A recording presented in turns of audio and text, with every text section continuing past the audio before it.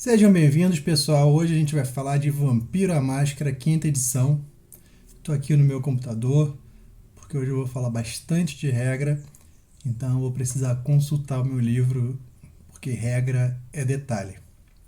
Bom, essa é a edição que mais mudou as regras desde a primeira edição. Então esse vídeo vai para você que nunca jogou Vampiro, para você que já jogou Vampiro em outras edições, mas quer conhecer as novas regras da quinta edição. Eu não vou falar de clã nem de lore nesse vídeo. Eu vou falar exclusivamente sobre regra e sobre o que o vampiro pode e não pode fazer com o uso do sangue, para vocês saberem todas as opções que você tem como Cainita ao longo do jogo. Então, vamos direto para o vídeo e vamos falar das regras. Primeira regra: os testes simples. Na quinta edição, diferente das edições anteriores, a dificuldade dos testes ela não muda. A dificuldade é sempre 6. O que muda é que o seu narrador pede para você ter um número de sucessos, ou seja, tirar um número de dados acima de 6. Então, eu vou botar aqui na tela para vocês uma tabela para vocês entenderem mais ou menos o quão fácil que é um sucesso, uma tarefa rotineira, uma tarefa moderada, 3 sucessos, desafiadora, até quase impossível, que são 7 sucessos ou mais. O número de sucessos pedidos para uma ação ele pode aumentar ou diminuir conforme vantagem e desvantagem daquela situação.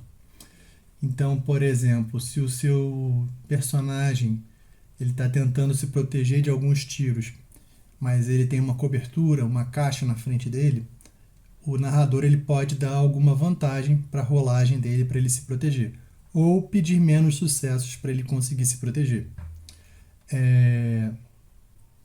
Então, a vantagem e a desvantagem ela não deve ser mais do que 1 ou 2 pontos de variação dentro da dificuldade. Mas o narrador pode optar por fazer uma outra regra, que é te dar dados, caso você esteja numa vantagem. Então, se for o caso da vantagem, ele vai escolher entre 1 a 3 dados para te dar como vantagem por você estar numa situação, por exemplo, usando furtividade num lugar que está muito escuro. Então, você vai ter provavelmente 3 dados de vantagem aí. Uma outra coisa importante que a gente precisa falar é a especialização.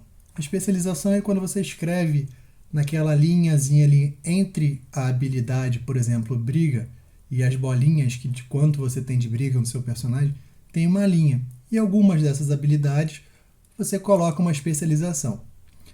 Quando você vai executar uma ação que se aplica à sua especialização, você automaticamente ganha um dado a mais. Então, isso representa que você é uma pessoa muito boa naquela atividade. E os resultados dos dados, como eu falei, cada dado que der 6 ou mais é considerado um sucesso. Então a gente vai entender agora, por exemplo, o que é uma parada de dados, quantos dados vocês vão ter para rolar e como é que esses dados são somados no sistema de vampiro novo. No sistema antigo, você sempre somava um atributo com uma habilidade. Isso se mantém ainda na quinta edição, mas uma coisa que foi atualizada é que agora você pode, por exemplo, somar um atributo com uma disciplina. Isso muitas vezes é utilizado durante a ativação das disciplinas. E uma outra coisa que é uma inovação é que você pode somar um atributo com outro atributo. Por exemplo, se você for erguer alguma coisa muito pesada, o narrador pode pedir que você teste força mais força. E o valor que você tem de força vai ser somado ao valor que você tem de força, e isso vai dizer quantos dados você tem para rolar naquele teste. Ou, sei lá, ele pode pedir determinação mais inteligência se for para você resistir a algum ataque mental. Coisas assim. Mas digamos que você está numa outra situação, uma situação investigativa, e você tem a habilidade de investigação, mas outras pessoas no grupo também têm a habilidade de investigação. Então, nesse caso, você pode fazer a opção de cada jogador rolar o seu teste, digamos, raciocínio mais investigação, ou vocês podem escolher o jogador que tem a maior quantidade de dados, a maior parada de dados, e para cada jogador que também tiver a habilidade de investigação, vocês podem dar um dado extra para esse jogador que tem a maior parada de dados. A vantagem disso é aumentar a parada de dados e buscar sucessos críticos e acertos extraordinários. Mas esse tipo de manobra fica a critério de cada grupo, o que eles querem falar. Ou como jogar, né? Uma coisa que é muito importante nos RPGs é entender como funciona o acerto crítico, o famoso acerto crítico. No caso de Vampiro Quinta Edição, eles chamam de sucesso crítico. Nesse caso, se você tirar 2 números 10, isso é considerado um sucesso crítico. E o fato de você tirar 2 números 10, 10 seria um acerto, o outro 10 seria um acerto, mas pelo fato de serem 2 10, eles dobram os acertos. Então, 2 10 viram 4 acertos. 4 10 viram 8 acertos. Isso é uma coisa extraordinária para conseguir muitos sucessos, porque Vampiro, como a gente vai ver mais na frente, usa um sistema de margem. Então, quanto mais sucesso você tiver, provavelmente maior será o seu efeito da disciplina, ou maior será o seu dano. Então, é uma coisa que a gente tem que ficar atento. Agora a gente vai falar um pouquinho sobre os dados de fome. Cada dado de fome que você substitui, se você olhar na sua ficha de vampiro, você vai ver que tem uma parte escrita fome que vai de 1 a 5. O que significa que o seu vampiro ele sempre vai ter algum nível de fome. E quanto de fome ele tiver ali marcado na ficha dele, vai ser a quantidade de dados de fome que vão ser usada na parada de dados dele. Esses dados de fome vão ser somados aos dados que ele tem? Não. Eles vão substituir os dados que o jogador já iria rolar. Então, digamos que o jogador iria rolar 5 dados para fazer alguma atividade, mas ele está com 3 de fome. Então, desses 5 dados, 3 deles vão ser dados vermelhos, dados que representam a fome. E esses dados de fome sempre têm uma característica especial, um resultado especial, porque eles representam a manifestação da besta diante das atitudes que o vampiro está tomando. Vão existir situações em que um jogador de vampiro vai precisar rerolar os dados. Ele fez uma rolagem de dados, não foi muito bom, então ele pode dizer para o narrador: eu vou gastar um ponto de força de vontade e vou rerolar até 3 dados dos dados que eu rolei. Então ele vai rerolar esses dados e vai ver os novos resultados que deram. Porém, os dados de fome nunca podem ser rolados novamente. Então, se você, digamos, tem 4 numa habilidade na sua parada de dados, digamos, força 1, briga 3, o que soma 4 dados na sua parada de dados, mas você está com fome 4, todos os seus dados serão dados de fome. Então, não importa o resultado que dê, você não vai poder rerolar esses dados. E ainda falando dos dados de fome, existe um momento que é o crítico bestial. Um crítico bestial, ele é quando você obtém sucesso na sua ação, mas o número 10 que causou o seu sucesso crítico, ele foi o número 10 que caiu de um dos dados vermelhos, ou seja, ele caiu dentro dos dados da besta. Então isso significa que a besta, de alguma forma, vai interferir naquele sucesso que você pretendia realizar. Então vamos dizer que você estava tentando abrir uma porta de uma forma discreta. Talvez a besta tenha se manifestado e você arrombou essa porta com uma ombrada ao invés de uma forma discreta. Porque a besta, vamos lembrar, é um animal selvagem que está morando dentro do vampiro. Então esse é o caso de um sucesso crítico bestial. Mas no caso, se a gente tiver uma falha crítica bestial, como que a gente vai fazer? Bom, uma falha crítica bestial é quando você não tem nenhum dado acima de 6, ou seja, nenhum sucesso, e dentro dos seus dados de fome, você ainda tem um dado de 1. Isso significa o erro crítico mais agravado pela besta. Muitas coisas podem advir de uma falha crítica bestial. Você pode manifestar a compulsão do seu clã, que é a antiga fraqueza do clã, que agora ela vai se manifestar naquela cena de uma forma latente. Dependendo do tipo de atividade que você estiver realizando, por exemplo, se for uma briga ou algo que possa te causar dano, essa falha crítica bestial pode virar um dano agravado no seu personagem. Mas se nenhuma ideia melhor surgir para contar essa história, então você simplesmente pode ver a sua fome aumentar em 1 ponto, o que já é bastante grave. Margem é, como eu falei, quando um jogador rola uma quantidade de dados e ele obtém um número de sucessos que é maior do que o número de sucessos que o narrador pediu. O narrador pediu 2 sucessos, você teve 5 sucessos, você tem uma margem de 3 sucessos para sua margem. Então, é como eu falei, essa margem ela vai poder ser usada para aumentar dano, para aumentar o efeito de disciplinas ou para conseguir fazer melhor aquilo que você estava se propondo a fazer com o seu personagem. Mas nem sempre você vai ter dados tão bem sucedidos que vão te dar uma margem. Pelo contrário, às vezes você vai ter uma quantidade de sucessos que não é o suficiente para chegar na dificuldade que o narrador pediu. Então, digamos que você rolou 5 dados, teve 3 sucessos, mas o seu narrador queria que você tivesse 5 sucessos.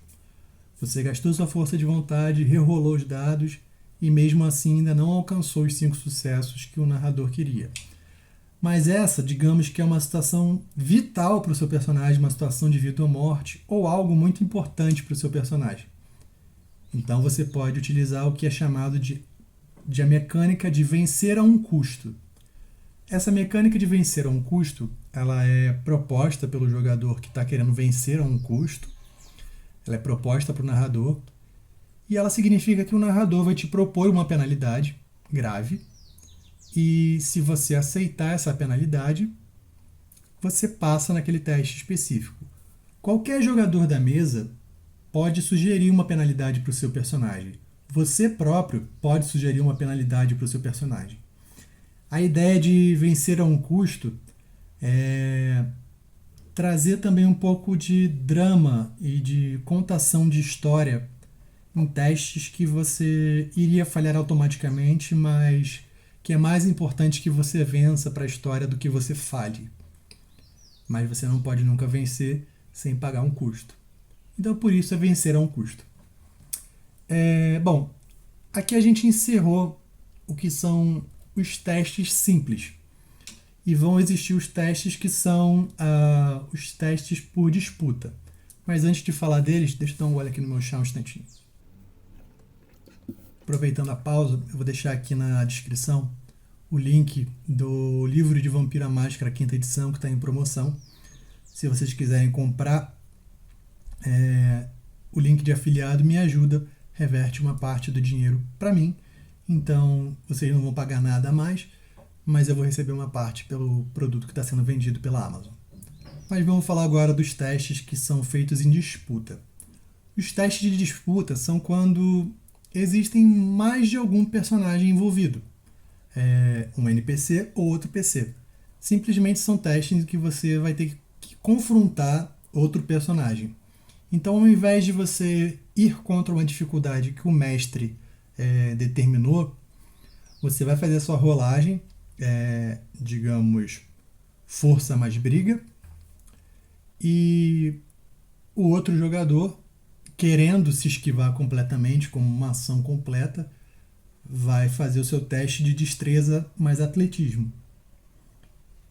Quem tiver mais sucesso, ganha. E eu uso como regra da casa que no caso de empate, o empate é da defesa. Então quem está tentando se esquivar consegue. Esses testes de disputa podem ocorrer muitas das vezes que vocês estão tentando se alimentar. Então, saber como se alimentar é muito importante. Eu vou deixar agora aqui uma tabela para vocês entenderem o que, como, quanto tempo custa para se alimentar. Então, por exemplo, você pode saciar, no caso, um ponto da sua fome com vários animais pequenos, tipo gatos, ratos. Você pode saciar um ponto de fome com um animal, tipo um cachorro. 2 pontos de fome com um animal grande, tipo um cavalo. Bolsas de sangue, 1 ponto de sangue para matar a sua fome. E então a gente entra na mecânica de beber de humanos. Se você for beber de um humano de uma forma gentil, você vai levar 3 turnos para conseguir 1 ponto de fome saciada. Mas isso inclui beber de uma forma gentil que, inclusive, permite que você feche a ferida. E essa questão de fechar a ferida talvez valha um comentário que muitos jogadores não sabem, mas é natural do vampiro em Vampiro à Máscara, que após morder uma vítima, se você narrar que está lambendo a ferida automaticamente ela cicatriza. Então, nesse tipo de mordida, digamos, mais lenta, já está incluída que você se preocupou em lamber a ferida e não quebrar a máscara. O máximo de pontos de sangue que você pode beber sem causar dano a um ser humano são 2 pontos de fome. 2 pontos de sede, 2 pontos de sangue. Beber de um humano de uma forma, digamos, menos gentil pode ser feito de 1 a 4 pontos de sangue, ou no caso, saciando a sua fome de 1 a 4 pontos de fome. Porém, a vantagem aqui é que você vai beber 1 ponto de fome por turno, ao invés de 1 ponto de fome a cada 3 turnos. Mas nesse tipo de mordida, você está arriscando a vida do mortal. Então, o mortal em questão ele vai ter que fazer um teste de força mais vigor para saber se ele sobrevive ao seu ataque. É uma escolha que você, como vampiro, vai fazer diante da situação que você tiver. Em último caso, se você beber 5 pontos de sangue de um mortal, saciando 5 pontos de fome do seu personagem, o mortal automaticamente está morto. E esse é o único jeito de você alcançar a sua fome 0. Porém, a sua humanidade ela vai ficar em risco e a gente vai falar dessa humanidade um pouquinho aqui na frente. Uma coisa muito importante a ser falada são as checagens ou os house checks. O que acontece com as checagens? Muitas vezes durante o jogo, para ativar disciplinas, ou para se curar, ou para fazer outras coisas, o narrador vai pedir para você fazer uma rolagem de house check. Você simplesmente vai rolar um dado e você já tem sucesso naquilo que você está se propondo a fazer. Você está rolando esse dado simplesmente para saber se, ao fazer essa ação de sangue, no caso ativar uma disciplina ou se curar, se você vai consumir o seu sangue e aumentar a sua fome ou não. Então você vai rolar um dado. Se você tirar 6 ou mais, você conseguiu fazer o que você estava pretendendo sem aumentar a sua fome. Se você rolar esse dado e ele cair 5 ou menos, você vai fazer a ação, mas a sua fome vai ser aumentada. Normalmente as disciplinas pedem para que você faça até 3 house checks se for o caso. Ou seja, podendo aumentar em até 3 de fome o seu personagem. Mas isso são disciplinas de níveis maiores. Inclusive, as disciplinas de nível 1, elas costumam não pedir house check para serem ativadas. Então, exceto as que especificarem que precisa desse tipo de teste, que você vai precisar fazer. Nos outros casos, elas vão ser passivas e você vai ter custo livre para poder ativar a disciplina a hora que você quiser. Então, nós chegamos na questão de potência e potência do sangue e geração. Geração era um conceito que era muito utilizado nas edições anteriores, e ela se refere ao quão distante o seu personagem ele está de Caim. Caim foi o primeiro vampiro, a primeira geração, o único vampiro de primeira geração. E os antediluvianos, que são os vampiros que dão origem aos clãs, recebem esse nome porque, teoricamente, viveram antes do dilúvio, se é que houve um grande dilúvio, mas eles recebem esse nome, são chamados comumente de antediluvianos. A partir deles é que as famílias de vampiros se formaram, que os poderes foram distribuídos e as fraquezas foram distribuídas para todos os vampiros.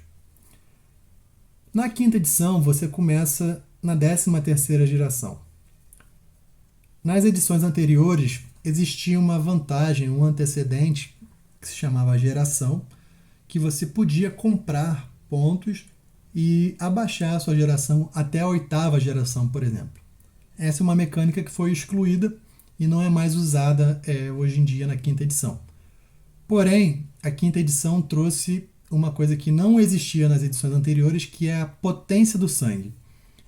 E a potência do sangue é o quão forte o seu sangue está e é.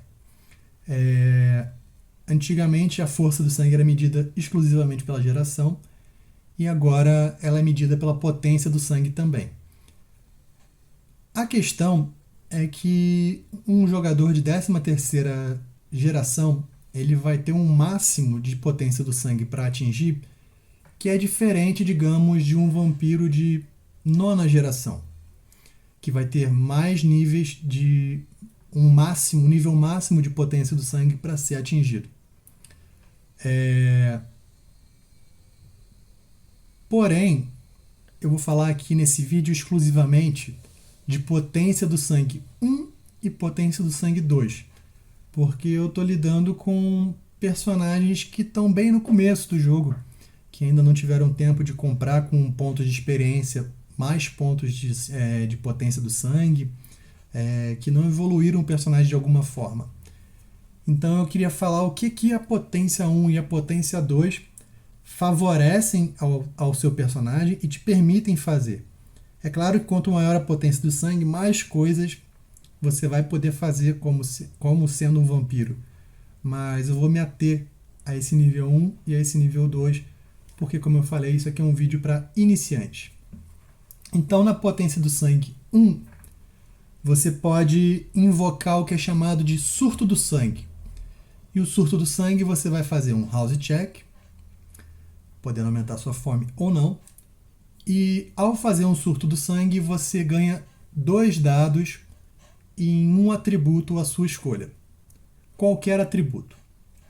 Você inclusive pode fazer em vários turnos, vários house checks para ficar aumentando seus atributos. Mas você não pode acumular o mesmo atributo mais de uma vez. Por exemplo, aumentar a sua inteligência em 2 e depois aumentar ela em 4. Não. Mas você pode aumentar a sua inteligência e pode aumentar o seu raciocínio, se for o caso. Na potência de sangue nível 1, você faz um house check quando você quiser regenerar o seu corpo de um dano superficial. Então, se você tirar 6 ou mais, você cura aquele dano superficial. Mais uma vez, você só pode fazer um house check por turno, então você tem que ser estratégico em que tipo de house check qual poder do sangue você está usando nesse turno que o seu personagem vai estar agindo.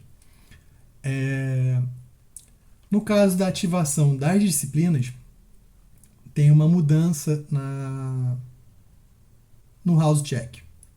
Se for uma disciplina de nível 1 que pede para você fazer house check, ao invés de rolar apenas um dado de house check, você vai rolar 2 dados de house check e ficar com o melhor resultado. É uma vantagem que a potência do sangue 1 te dá em disciplinas de nível 1. Isso não se aplica a disciplinas maiores, 2, 3 ou mais. E a sua gravidade de perdição. Gravidade de perdição também é um nível que aumenta conforme a potência do sangue aumenta. Então, eu vou chamar a gravidade da perdição como a fraqueza do clã. Então, a cada nível que a potência do sangue aumenta, a gravidade do sangue, a sua fraqueza de clã aumenta também. E, bom, ela vai se manifestar mais forte no seu personagem.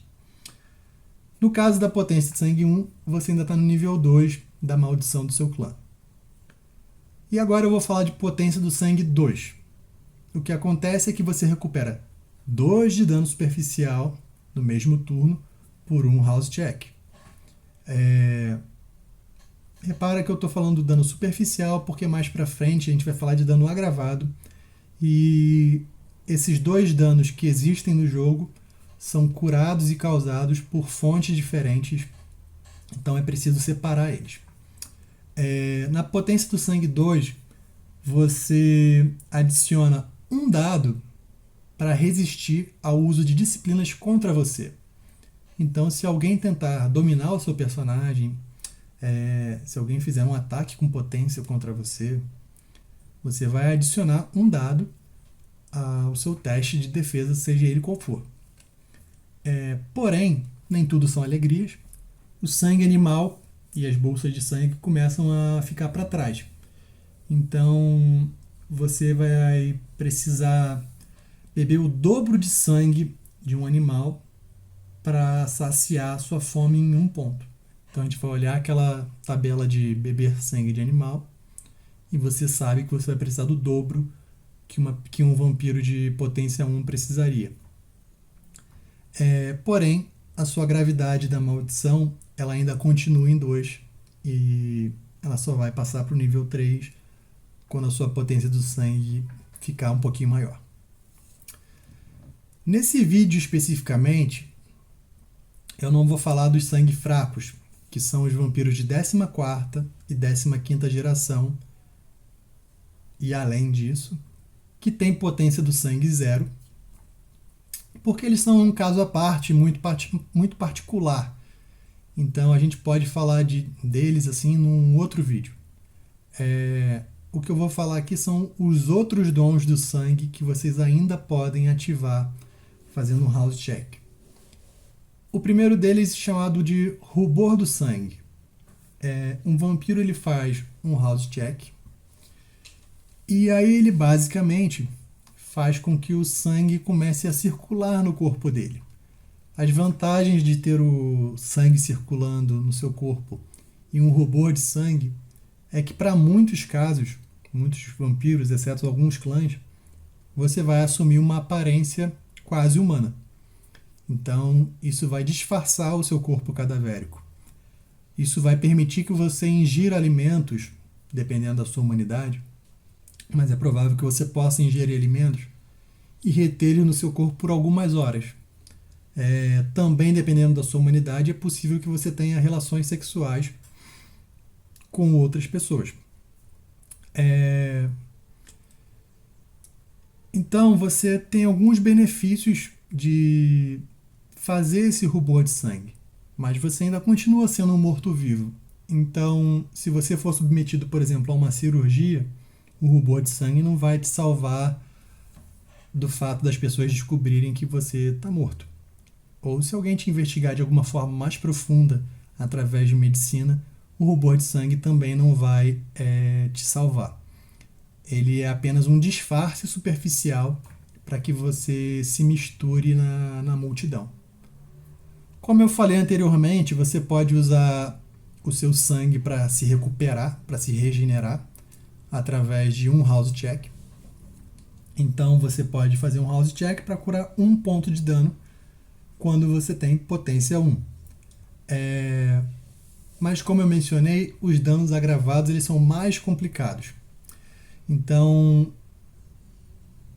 para curar um dano agravado, 1 ponto de dano agravado, você precisa esperar até o próximo anoitecer, ou seja, passar uma noite inteira descansando.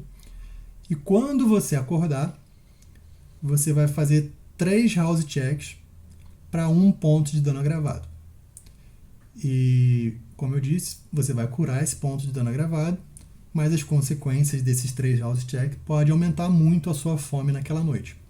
Repare que eu também falei que você vai curar 1 ponto de dano agravado. Se você quiser curar um segundo, você vai ter que esperar até a próxima noite e assim sucessivamente, curando quantos pontos de dano agravado você tiver recebido. Então, cuidado com dano agravado. Mas nem tudo é problema para o vampiro. Um vampiro, por estar com o seu corpo morto, ele recebe metade do dano superficial. Então você vai fazer a sua rolagem de absorção do dano, depois que foi determinado o dano que vai ser causado em você, dano superficial, e você vai fazer a sua rolagem de absorção, e isso vai resultar num valor. Esse valor, você vai pegar ele e dividir pela metade, e aí sim você vai anotar na sua ficha quanto de vitalidade você tomou de dano superficial. Tá bom? Pausa para mais um golinho de chá. O sangue, ele tem um preço a ser pago. O sangue vampírico, ele tem um preço a ser pago. Todas as noites, quando você desperta como um cainita, você faz um house check ao despertar. Se você passar nesse house check, a sua fome não aumenta. Se você falhar, você ganha 1 de fome. Qual é o problema disso? Digamos que você dormiu com a fome muito alta. 4 ou 5 pontos de fome. 5 pontos de fome. E ao acordar você falha no house check.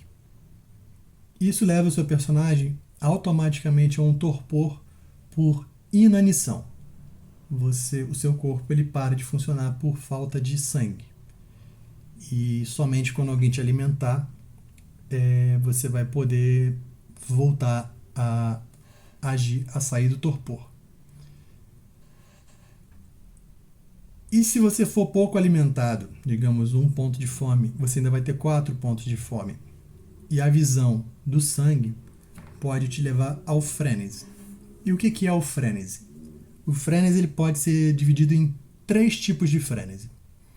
O frenesi de fome, que seria esse assim quando você está com muita fome e vê sangue ou algo que ative, que você não consiga se controlar, você vai fazer um teste para resistir e se você passar, tudo bem. Se você não passar, frenesi de fome. Existe o frenesi de raiva, que é quando algo que te frustra muito acontece. Por exemplo, um grande aliado morre, ou enfim, vamos descobrir o que frustra o seu personagem, e quando isso acontecer, eu vou pedir, como narrador, ou o seu narrador vai pedir para você, que você faça um teste de frenesi de fúria. E você vai ter essa dificuldade baseada no quão grave foi essa afronta ao seu personagem. E por último, nós temos o teste de frenesi de terror, que é quando o seu personagem, no instinto animalesco, ele se vê acuado de um jeito que ele pensa que vai morrer, ou ele está sob grande ameaça, ou ele foi grandemente intimidado e ele falha no teste de terror. E quando isso acontece, ele entra no frenesi de terror, que significa que ele vai fazer de tudo para fugir daquele lugar e abandonar tudo e abandonar todos, porque ele só quer salvar a própria vida. Isso é a besta manifestando o instinto de sobrevivência dela. Por fim, como morrer se eu já estou morto? As formas que um vampiro pode morrer. Na quinta edição ficou muito mais difícil se matar um vampiro, é verdade. Então, digamos que você sofreu toda a sua vitalidade de dano agravado e entrou num estado de torpor. É isso que acontece quando você completa todas as caixinhas da sua vitalidade com dano agravado. Você cai no torpor. Você para de poder agir até que algo aconteça e você possa se regenerar e voltar a atuar com o seu personagem. O problema de ficar num torpor é que você fica exposto às verdadeiras formas de matar um vampiro, que são elas: exposição à luz do sol, a mais clássica de todas, fogo, que também é muito perigoso porque vem sendo utilizado nas armas dos caçadores da Segunda Inquisição, então cuidado com isso. Decapitação. Decapitação é um método muito difícil de você fazer, especialmente durante uma briga, mas se for bem sucedido, é uma morte instantânea, não importando se você estava ferido antes ou não. Então você pode estar com a sua vitalidade inteira e se alguém que está te atacando conseguir os sucessos necessários para te decapitar, o seu personagem morre na mesma hora. Bom, se o personagem está em torpor também e está imóvel, decapitar ele também é bastante fácil. Por isso, o torpor não é uma morte imediata, mas ainda é um grande problema. Como sair do estado de torpor? Você pode entrar no torpor voluntário. Muitos vampiros que são anciões ou por algum motivo especial desistem da vida e entram num torpor voluntário esperando que tempos melhores encontrem eles no futuro. Então, quando você entra num torpor voluntário, você vai ganhando um ponto de fome a cada noite que passa, até que você entra num estado de inanição e você só vai despertar quando algo muito grave te acordar ou você for alimentado pelo sangue de um humano, de um vampiro. Isso depende bastante. Mas, como eu vinha dizendo, digamos que você sofreu muito dano agravado e caiu no torpor. Você precisa ser alimentado com sangue, esperar uma noite para ter a chance de fazer os seus 3 house checks e se curar, para aí então poder se levantar e voltar a agir e talvez ir em busca da sua vingança. Bom, galera, eu acredito que sabendo de todas essas habilidades que o sangue pode dar para vocês, vocês estão aptos a jogar com seus primeiros vampiros numa mesa de Vampiro à Máscara, quinta edição. Então, aproveitem a jogatina e cuidado com a humanidade.